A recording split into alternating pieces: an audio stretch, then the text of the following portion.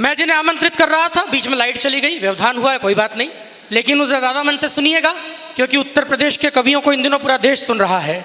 गुजरात से आने वाले की बात सुनी थी तो राम का मंदिर बन गया था। उत्तर प्रदेश से आने वालों की बात सुनेंगे तो शाम का मंदिर भी बहुत जल्दी तैयार हो जाएगा। देश के दलालों को दीवारों पे सजाया गया, गाथाएं सुनाई वंशवादियों के जाप की, अरे शूरता के वीरता के प्रश्न सभी फाड़े गए, आरतियां गाई आता ताइयों के बाप की, तो कभी हल्दी घाटी वाली माटी में भी झांकिएगा, आएगी तुम्हें आवाज चेतक की टाप की। जरा इस कोने से लेकर उस कोने तक दोनों हाथ उठाइएगा और अपने बेटे का स्वागत कीजिएगा कि कभी हल्दी घाटी वाली माटी में भी झांकिएगा, आएगी तुम्हें आवाज चेतक की टाप की, और आएगी तुम्हें आवाज चेतक की टाप की, और मुगलों के सैनिकों का कुल कद जितना था उतनी तो छाती ही थी महाराणा प्रताप की। बहुत बहुत आभार भैया, माइक ठीक करा लो। माइक प्रियादित्य ने माइक को ठीक करा लीजिए थोड़ा सा।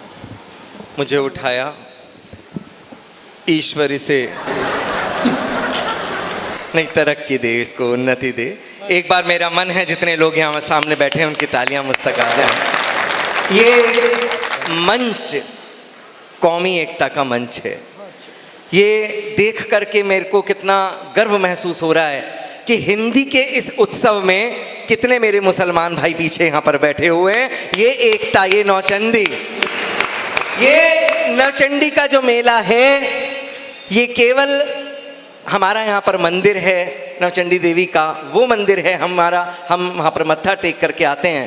तो बाले मियाँ की मज़ार पर मेरे तमाम भाई भी जाते हैं। कहीं मुझे पंक्तियाँ याद आती हैं, कहीं बड़े कवि ने कहा कि केसर या हिंदू हुआ हरा हुआ इस्लाम, कि केसर या हिंदू हुआ हरा हुआ इस्लाम, रंगों पर भी लिख दिया जाति धर्म का नाम, कि रंगों पर भी लिख दिया जाति धर्म का नाम, रंगों पर भी लिख दिया। मैं आरंभ करना चाहता हूँ। मेरठ में जब जब कविता पढ़ता हूँ तब तब ऐसा महसूस होता है, ये अनामिका से मैं उधार लेता हूँ, अनामिका इस बात को हमेशा कोट करती हैं, अगर हम लोग कहीं बाहर जाते हैं और हज़ारों की भीड़ में कविता पाठ करते हैं तो ऐसा महसूस होता है कि जैसे होटल के बड़े आलीशान होटल का कोई खाना खा रहे हों। लेकिन जब मैं अपने शहर में अपने लोगों के बीच में खड़ा होता हूँ तब ऐसा लगता है जैसे घर के आंगन में बैठकर माँ के हाथ की रोटियां खा रहा हूँ। नमन करता हूँ आप लोगों के सतुल प्रेम को। पंक्ति देता हूँ, सुनिएगा। आरंभ करता हूँ कि यूं शेरों की मांद में आकर डर फैलाने की, पिछली गवर्नमेंट के समय 2 बड़े आतंकवादियों को सजाए मौत दी गई थी। आप लोग जानते हैं, एक कसाब को और एक अफजल को। रात के किसी पहर में उनको फांसी दे दी गई और सुबह सुबह न्यूज़ फ्लैश होती है। मेरे मीडिया के तमाम भाई बैठे हैं, जानते होंगे इस बात को। सुबह सुबह न्यूज़ फ्लैश होती है, आज हम लोगों ने कसाब को मार दिया, आज हम लोगों ने अफजल को मृत्युदंड दिया। मैं पढ़ता हूँ, सुनना। कि यूं शेरों की मांद में आकर डर फैलाने की। मैंने उनसे पूछा मंत्री जी से, मैंने कहा ये रातों रात फाइल सल्टा दी, इसके पीछे कारण क्या है?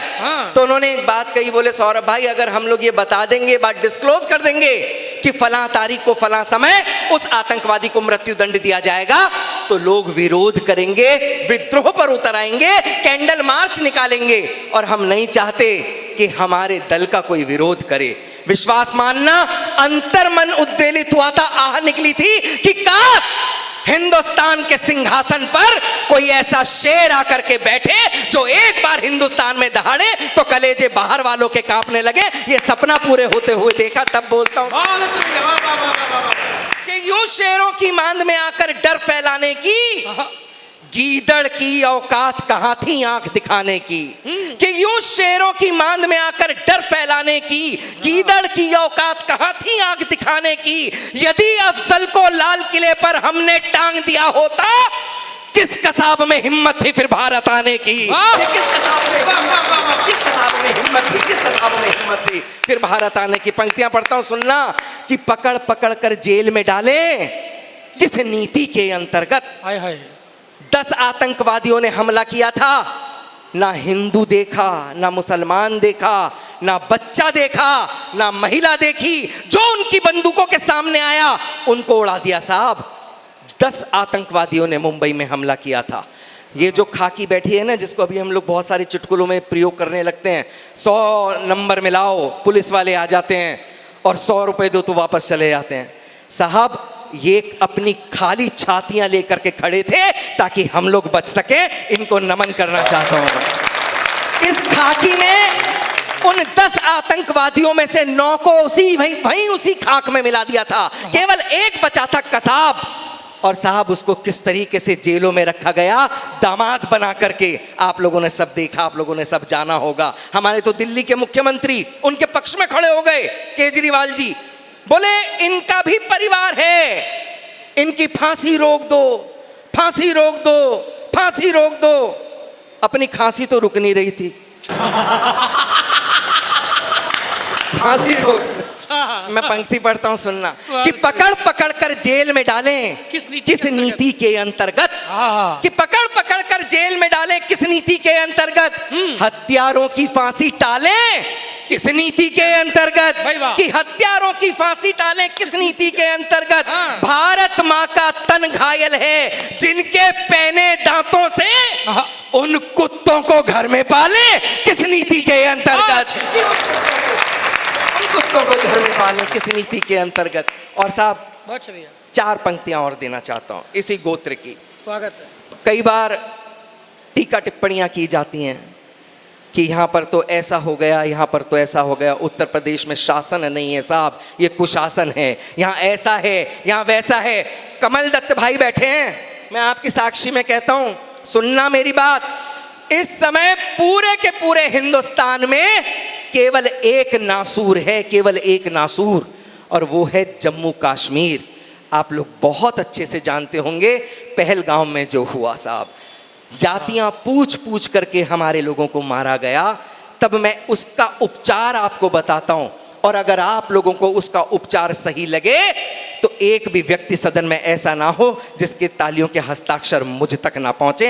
हिम्मत कहने की सौरभ करता है इस प्रांतीय मेले से, सुनने की आप लोग करना।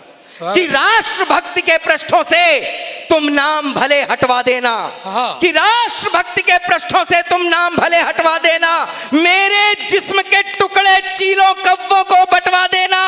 मैं कहता हूं एक बार, कश्मीर भी दे दो योगी को, आतंकवाद यदि बचे तो मुझको इंचों में कटवा देना। वाह वाह वाह वाह वाह वाह वाह वाह। बहुत बहुत धन्यवाद।